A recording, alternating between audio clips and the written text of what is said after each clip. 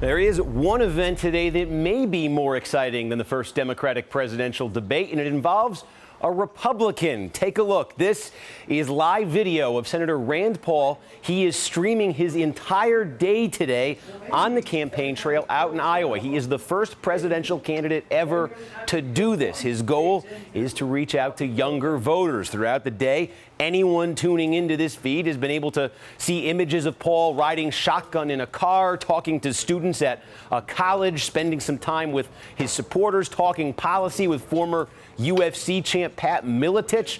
All day, Rand Paul has been promoting the stream on his Twitter feed with the hashtag RandLive, and he's been doing his best to keep his followers engaged, even taking a jab at his opponents. Do you see any big difference between Hillary and Bernie? Well, I'm guessing they see the same hairstylist, and I think they're both similar in the sense that they both believe that government is the answer to most things. Now, in the Republican race, Paul has a lot of ground to make up these days. He currently ranks 8 out of all 15 of the Republican candidates with just under 3% of the vote. Also struggling in fundraising recently. We're going to check back in later on Paul's live stream to see what else he's up to. All right, we're going to check back in with Senator Rand Paul out in Iowa. Again, Paul doing something that's never been done before. He is live streaming his entire day on the campaign trail, trying to take viewers behind the scenes during his run for the presidency. Also, another fun moment from that live stream today, Paul answering the question, why are you doing the live stream in the first place? I wish I knew. I wish I knew why I was live streaming. I've been saying I don't want to do this. I don't want to do this, and then all of a sudden I'm doing this. No, we want to get our message out to people who may not watch the evening news anymore. You get into a different venue, by live streaming it, you get to some new people. Plus, I'm thinking, if the politics doesn't work out, I might do like a reality TV show. Today, President Obama's push for the Trans-Pacific Partnership is one step closer to reality. This morning, the U.S. and 11 Pacific nations all agreed to the largest regional trade accord in history. We expect this historic agreement to promote economic growth, support higher-paying jobs, enhance innovation, productivity, and competitiveness, raise living standards, reduce poverty in our countries, and to promote transparency, good governance, and strong labor and environmental protections. The TPP would affect 40% of the world's economy after nearly 8 years of negotiations. This deal could be a major win for President Obama. However, not everyone is sold on this agreement. Critics include Bernie Sanders, the vast majority of congressional Democrats, and even Donald Trump. Congress will now have 90 days to review the deal before voting on it. Joining me now is John Nichols of The Nation. John, I got to start off by asking you, you look at everybody from Bernie Sanders to Donald Trump, a lot of people in between them from the Tea Party patriots and others.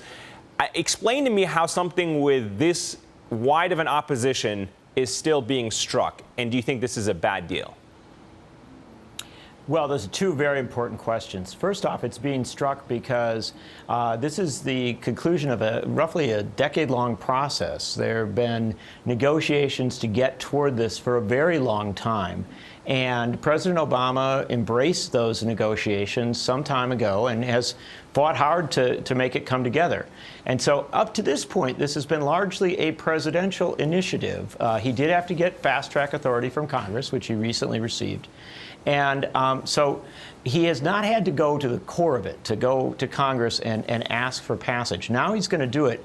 And this issue is going to cause a lot of pundits and a lot of political observers to have a really hard time because it creates incredibly unexpected coalitions on the left and the right, Democrats, Republicans, independents.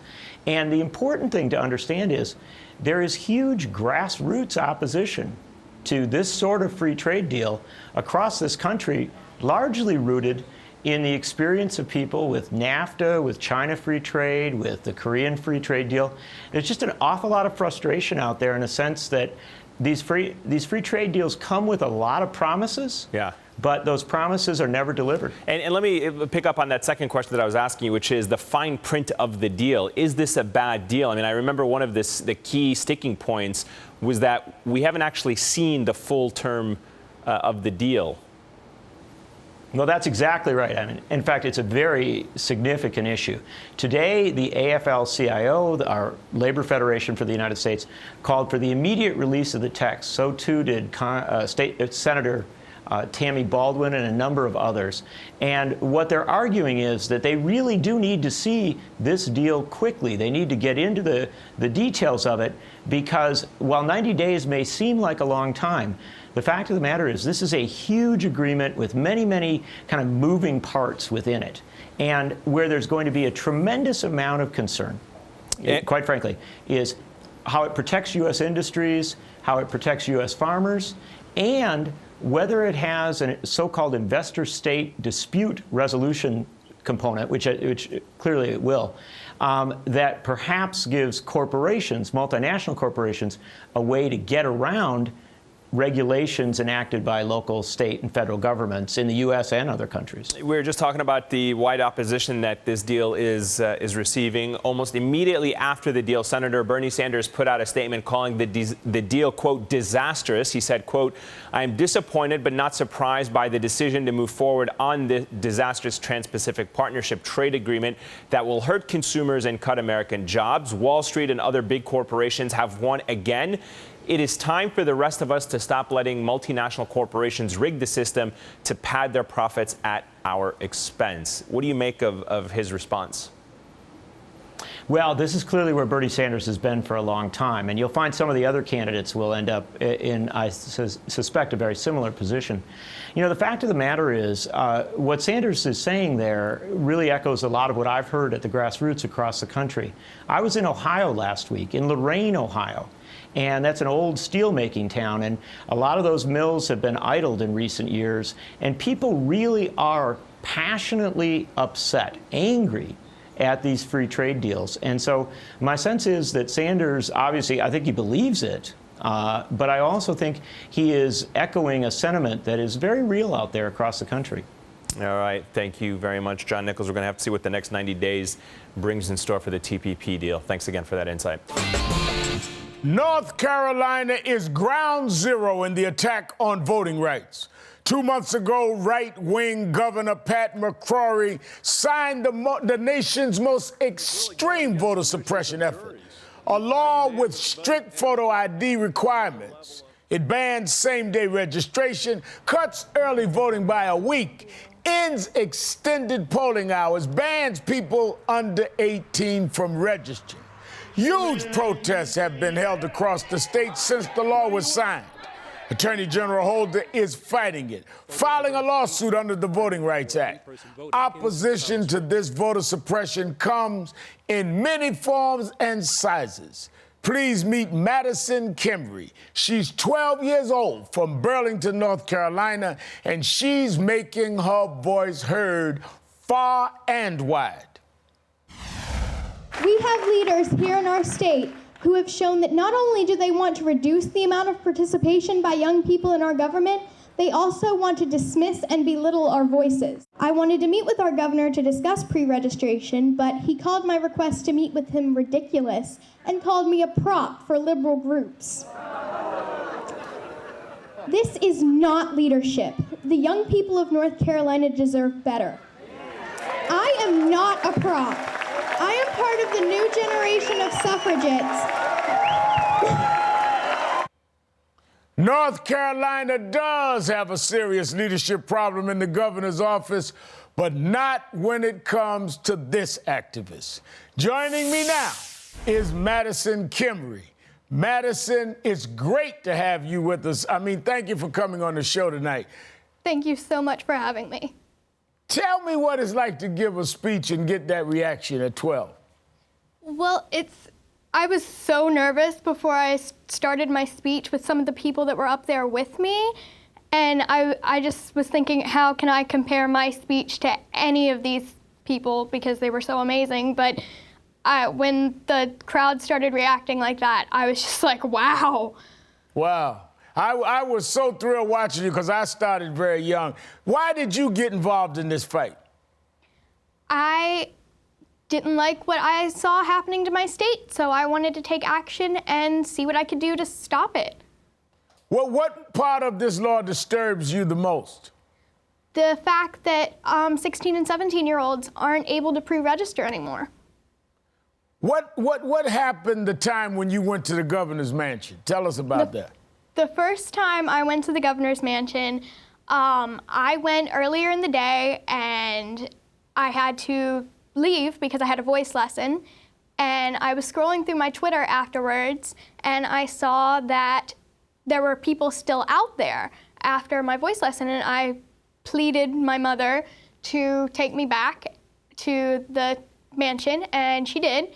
And I was out there for a couple hours or so, and that's when the staff person came out to close the doors of the mansion, and we were like, oh, hey, those cookies were really good, because he had given the protesters earlier in the day cookies after I left.